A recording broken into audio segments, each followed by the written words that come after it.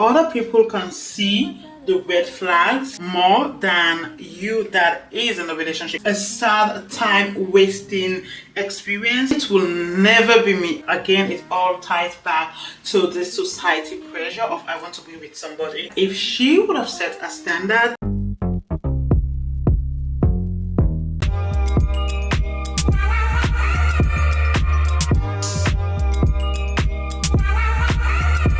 who the F did I marry to? 3 lessons that we all can learn from ReesaTeesa's story on TikTok. I have watched all 50 parts of it. When I first saw the story going around, I was like, oh, this must be another TikTok trend. It's gonna die down in like 2 weeks. I went to just, to just get a summary of what is going on.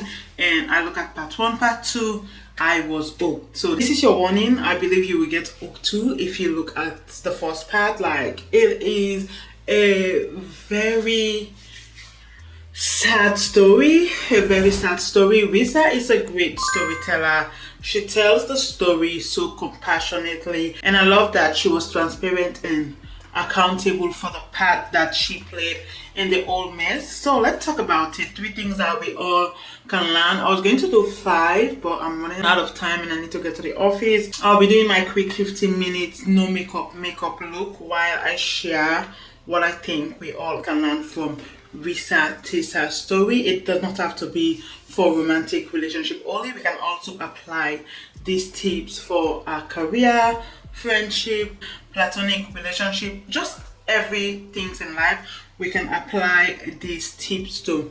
So we're gonna get right into it. I'm not even gonna show you guys any product because I really just want to pass this message. So first thing first, so let me give you a quick backstory in case you do not even know what the story is all about. Maybe you're just seeing it on your timeline but have not had the time to know anything about the story.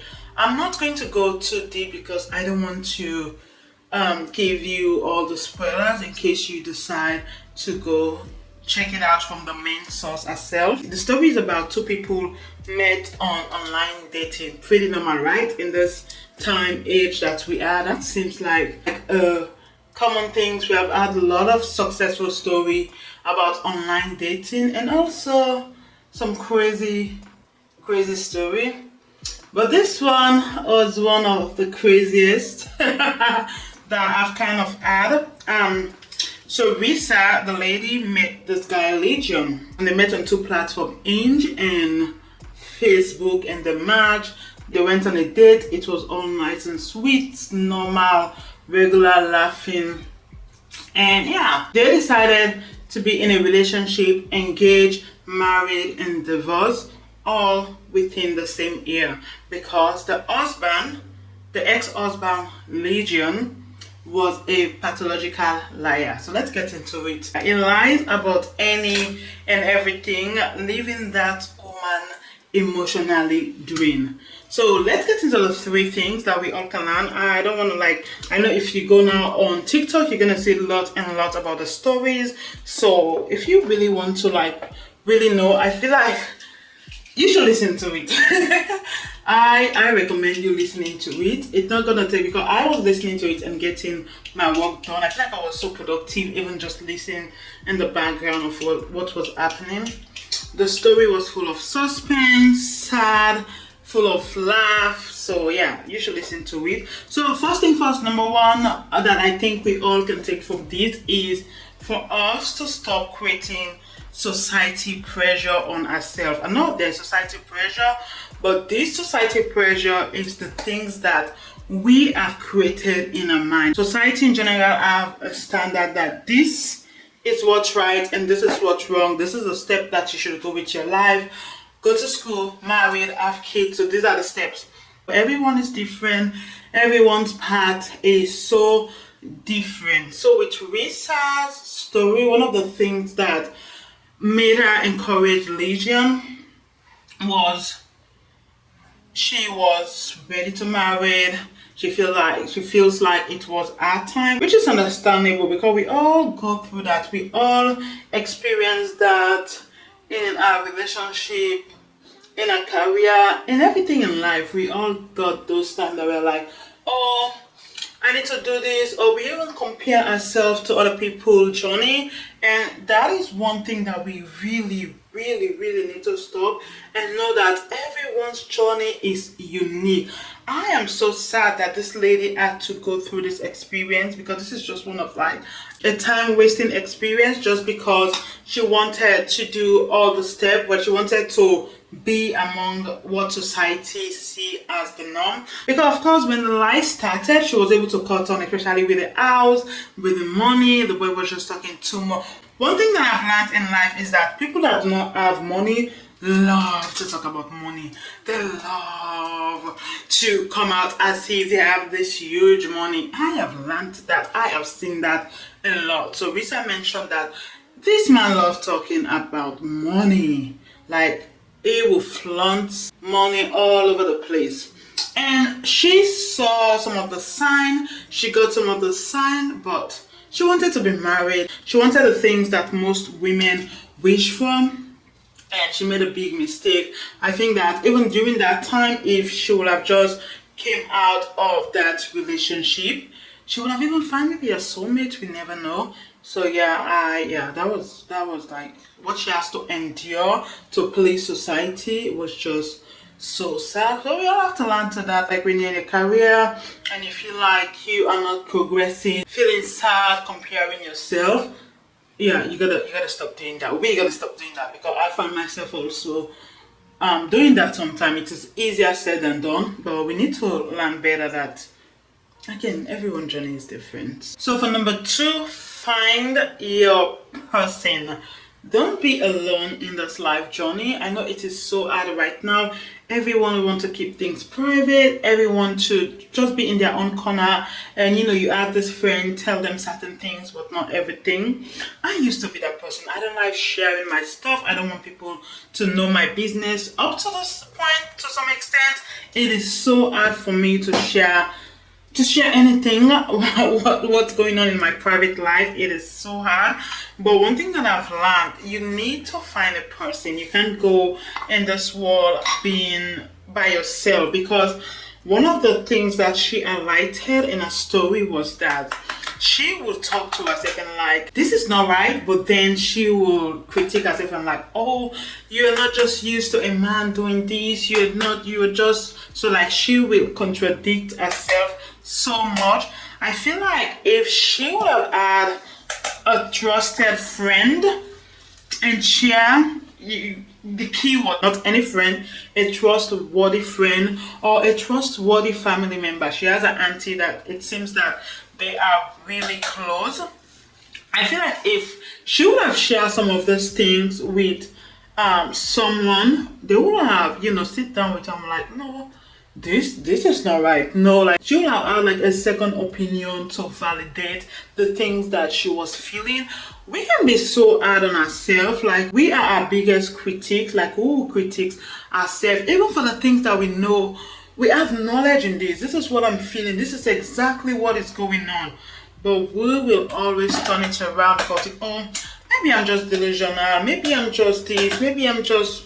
We will be that person. So it's nice to have someone that you can just share. Like you don't even have to share everything, but you can just share some certain things that this other people can reason with you that this does not seem right, and that helps. Or even if you don't want to talk to family, friends, you can talk to a therapist. That is also like a good space to share. Just have someone that can reason with you. She is great when it comes to like pointing out things that were wrong in the relationship, like the house falling through over and over again, and she letting him get away with it, saying, I just want him to find a lie and I'm okay with it. Find people you trust. I know it can be very controversial because in this world where we are right now, it is hard to get people that you trust with this all social media stuff going on. You don't know who's gonna put what out there. So I know it's hard, but